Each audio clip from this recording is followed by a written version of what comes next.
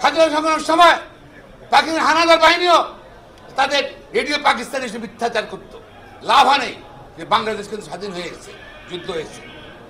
সাংবাদিক বন্ধুগণ, সরকার এর মধ্যে কয়েক লক্ষ ব্যক্তির বিরুদ্ধে মামলা দায়ের করেছে।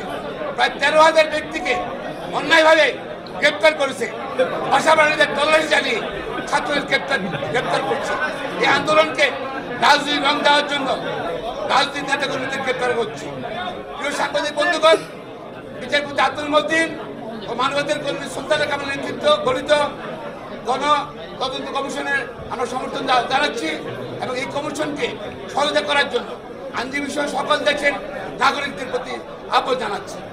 জাতীয় সংসদের তত্ত্বাবধানে কোটা আন্দোলনের প্রতিটি হত্যাকাণ্ড আহতদের ব্যাপারে তদন্ত দাবি জানাচ্ছি এবং আমরা মনে করি যে এই আন্দোলনে শত শত মানুষকে পরিকল্পিতভাবে হত্যা করা হয়েছে। হাজার হাজার ছাত্রছাত্রী, যুবক, শিশুরা আহত করা হয়েছে। সরকার একই কার্যক্রম এখন অব্যাহত রেখেছে।